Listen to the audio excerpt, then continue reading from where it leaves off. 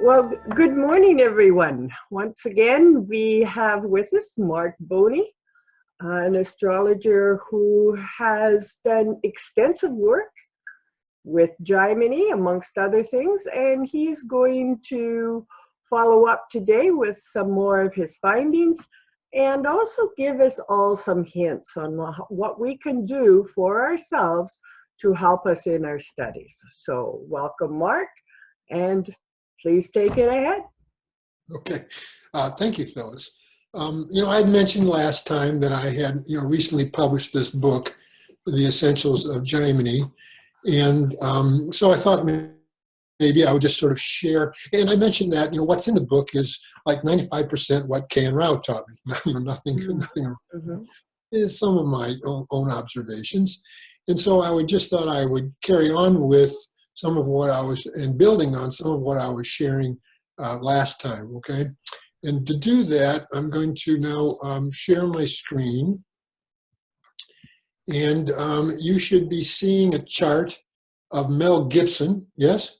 Yes, I do. Okay, I'm showing him both in the North and South Indian style. Thank you.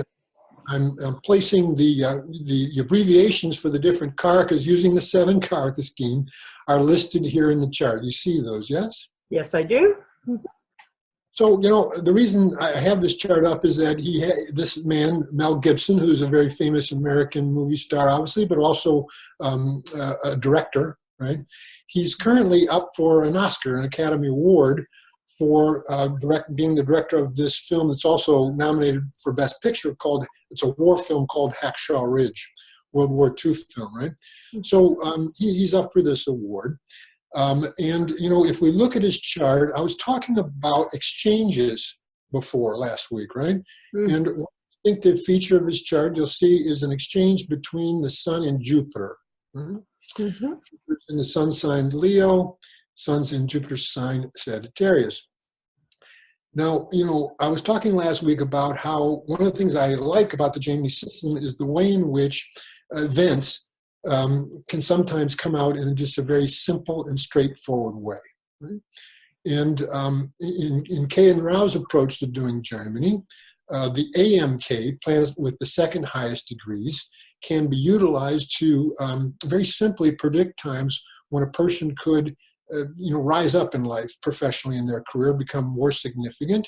And we can see in the chart of Mel Gibson that the AMK in the 7 karaka system would be the Sun.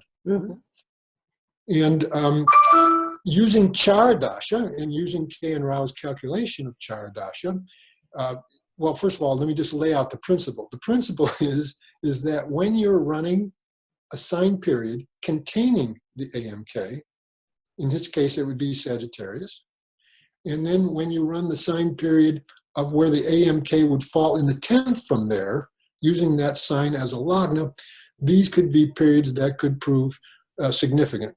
So in this case, it would come out to be his Pisces period in Charadasha, and then his Sagittarius period. Well, if you look at when Mel Gibson first became a big international movie star, it was with the film The Year of Living Dangerously in 1984, you would see that it was in the major period of Pisces, from where the AMK falls in the 10th house, and it was in the sub-period of Sagittarius, the sign containing the AMK. So again, just based on this simple factor, you could have identified in Charadasha the major period of Pisces and the sub-period of Sagittarius as being one that could prove especially good in terms of raising him up career-wise. Well, then later, he was going to run his Sagittarius period. And, a real peak time in Mel Gibson's career was when he was in the movie Braveheart. You may recall that. Right. The film won Best Picture. He won Best Director for that movie as well. It was a real career peak for him. Well, again, in Charadasha, if you look at when that happened, it happened in the major period of Sagittarius, but then the sub-period of Pisces, the reverse of what it was previously, right? And the idea that identifying these periods as being special periods for him in terms of achievement could have been done. I didn't do it. This is retrospective analysis. Could have been done just simply based on that principle. Now, there's more to it than that. Of course, if the AMK has some source of strength, well, then all the better. In his case, I highlighted the exchange that's happening between the AMK, or between Jupiter and the Sun, in which case that becomes a source of strength. Now, another interesting thing, I've examined the charts of a lot of movie stars because their data is regularly available, right? It's so handy. Right. And so, in the Parashari system, we know that the third house and the third Lord rules the performing arts. Well, the equivalent of that in the Jaimini system is the planet with the third highest degrees, which is the BK, right? And, I wrote an article called Hollywood Nights where I used all these charts of famous Hollywood actors and actors who all have connections between the third house and the 10th house, third Lord and the 10th Lord, showing that connection between the performing arts and career. Well, the way that very often shows up in the Jaimini system is a connection between the planet with the third highest degrees, the BK, and the AMK. Well, there doesn't appear to be a connection here in the sense that they're not conjunct or they don't have a Rashi Drishti to each other, but you'll notice these are the two planets that are involved in the exchange.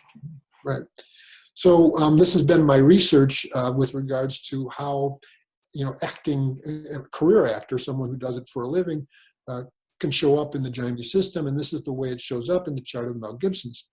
So, I've had fun over the years, Phyllis, of taking the charts of people who are Oscar nominees and seeing if based on them, I can predict winners, right? I've done it in the case of Russell Crowe, Denzel Washington, Meryl Streep, last year, Leonardo DiCaprio. And it's kind of a risky thing because you usually can't get the charts of all the nominees to compare, right? But if somebody's running a particularly strong period, well, then I'll go out on a limb and say, yeah, no, I think they're going to win, right? And what's interesting about his current major period is Leo, okay? His current major period is Leo. And so first of all, we have to ask ourselves a question from the Jaimini point of view in terms of how K N Rao does it. What's making this period potentially good? Because, his career had really tanked for a while. He got some really bad press due to some things in his personal life, and he was kind of a persona non grata in Hollywood for a while, right? His career had kind of tanked, but now here, first of all, it just contains the natural benefic Jupiter that has a source of strength. So this alone, natural benefic in the sign you're running, can be a good thing. You'll notice that two other natural benefics, Venus and Mercury, are going to Rashi Drishti onto Jupiter, right? We're doing Jaimini, we're using Rashi Drishti sign aspects. So Leo, in other words, gets the influence of all the natural benefics in the chart, right? And then if you look at the 10th house from there, right, use Leo as a lagna, pretend it's the first house, the 10th house becomes Taurus, it also gets the influence of those natural benefics, Venus and Mercury, who happen to form a Jaimini Raja Yoga in the way in which K N Rao teaches those, combination of the AK and the PK.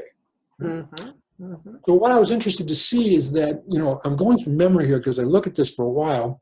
I'd have to double check it, but I believe the sub-period is going to be running at the end of this month when the Academy Awards take place, is going to be the sub-period of Sagittarius containing his AMK.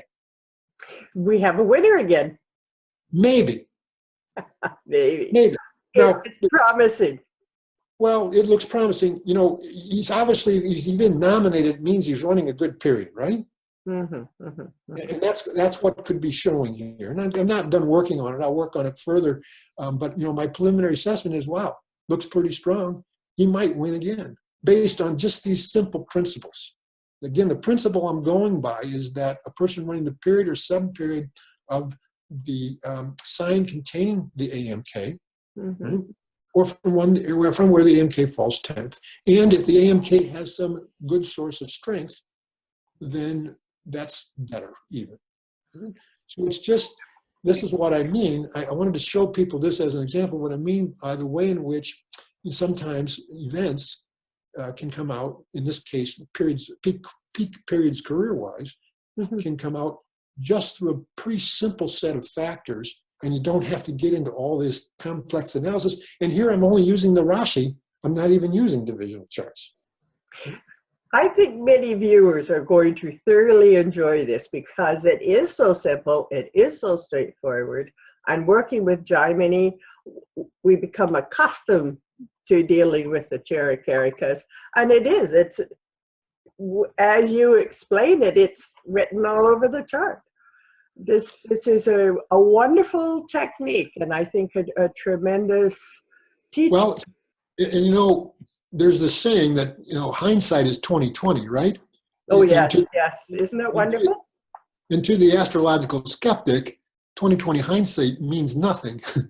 So what I wanted to do here is, if you'll permit me, just pull up an example of a very recent prediction that I made, that just using this exact same technique that I just recently discovered came out.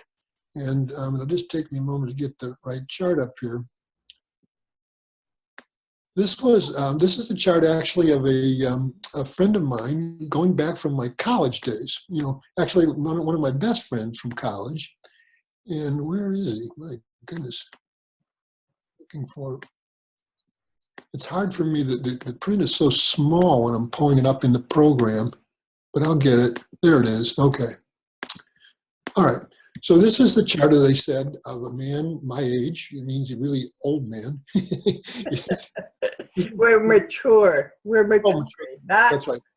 So he's a contemporary of mine. We were college fraternity brothers, and we stayed best friends since then. I see him every Christmas. So in 2015, I said, listen, Dan, it looks like you're going into a period that could be one of the better ones for you professionally that you've ever had. He said, oh, really? And then later in early 2016, he says, well, Mark, I've just been asked to apply for a position as the head human resource person, director of human resource of a $1 billion corporation. Mm-hmm. And I said, well, when would you finally find out? And he said the fall of 2016. And so, I'll tell you what I saw here in a moment, but, in a matter of seconds, I said, Dan, I think there's a really good chance you're going to get it. Now, let me explain why I said that astrologically. Major period was Virgo. So zero in on Virgo. Right? Mm-hmm. Mm-hmm. Major period is Virgo. You'll see that the AMK is there. And the BK. And the BK, what I want people additionally see is that there's the additional influence of two strong natural benefics, Mercury in its own sign, sign of exaltation actually, and then Jupiter from Pisces, also strong in its own sign. So it's not just the AMK in the sign, it's the AMK in the sign under the two good natural benefics, both of whom are strong. In K N Rao's system, the combination of the AMK and the AK is one of the strongest and best Raja Yogas. So you've got the AK Jupiter in a mutual Rashi Drishti with the AMK. Add to that the PK, planet with the fifth highest degrees, which also forms additional Jaimini Raja Yoga. Mm-hmm. But then what I saw, this is the reason I asked him, well, when would you likely know? And he said around the October period in 2016, I was looking to see what sub-period in Chara he was running. And it turned out it was the sub-period of Sagittarius. Now, if you put your finger on Sagittarius, all those planets in Virgo go to the 10th. Yes. And literally seeing this took me a matter of seconds. I was on the phone with him. And I said, this is what I said, Dan, if it happens in Virgo Sagittarius, you're going to get the position. And he told me, towards the end of October that he got the position. Yes. And again, this was a very simple determination based on a very simple set of factors, again, not even involving the divisional charts. This is great, Mark. This is really great because it's opening. It's opening the ability to see the positive so fast. Well, great contribution you've made here. Well, first of all, I'm going to use. It's K N Rao's contribution. Okay, I'm just his spokesperson. Okay, it's K N Rao's contribution. We must always honor our teachers. Well, definitely in this case. Definitely. He talked about this in his book back in 1994, predicting with Jaimini's Charadasha. Ah. Now, the thing I want to mention is that it's not always this simple. You know, sometimes Life is like that, isn't it? life is like that. But this is what I like about Jaimini. Sometimes it is. A person's running the period containing his Dara Karaka, indicating a spouse, they marry. Person's running the period of a planet who represents their PK, planet with the fifth highest degrees, they have a child.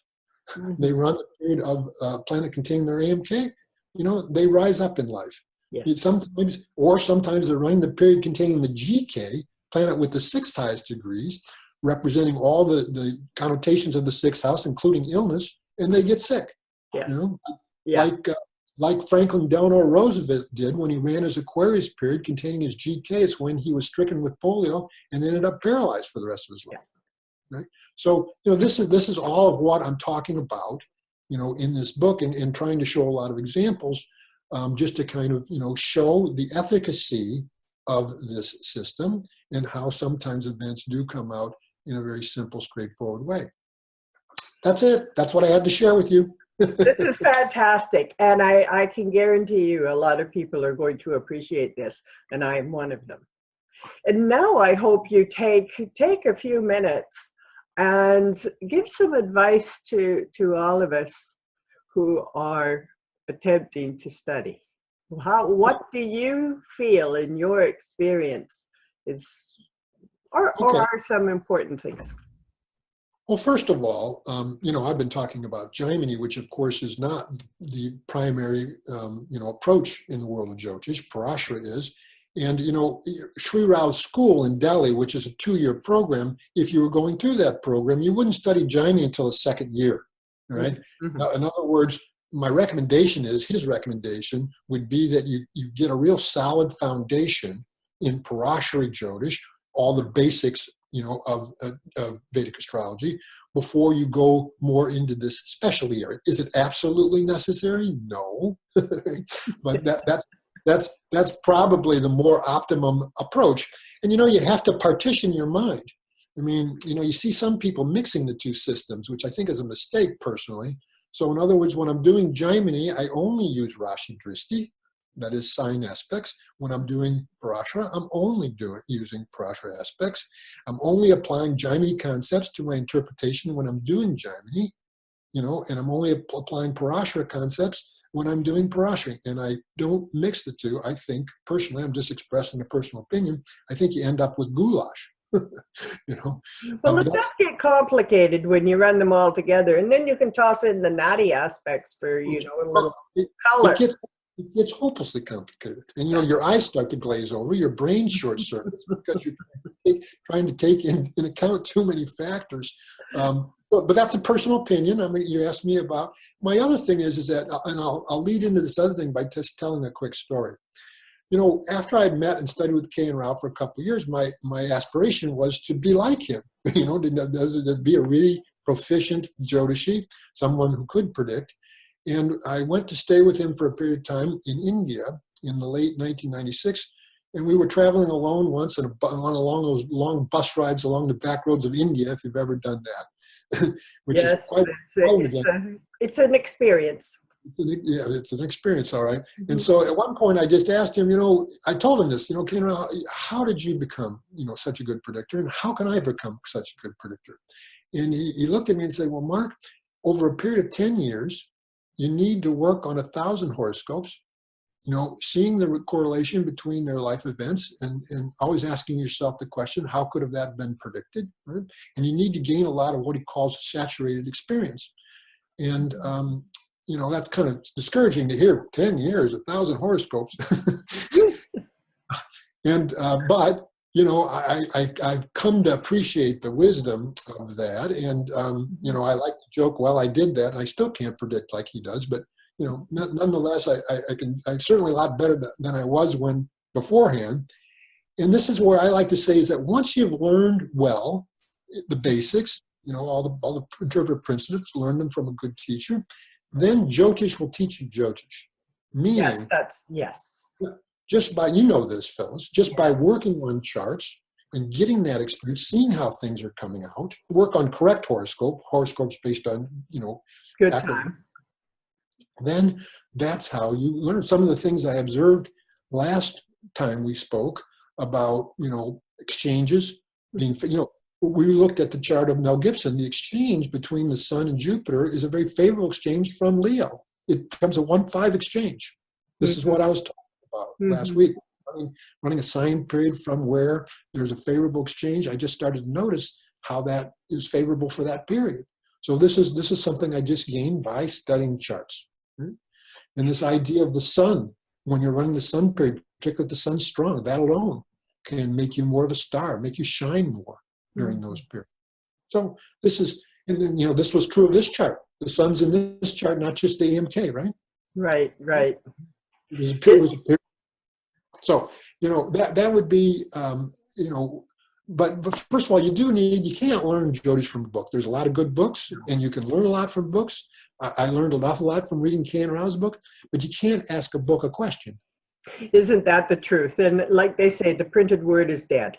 You need the power of the voice. You need a guru, a teacher. Well, you need someone who can ask a question which maybe put things together for you more.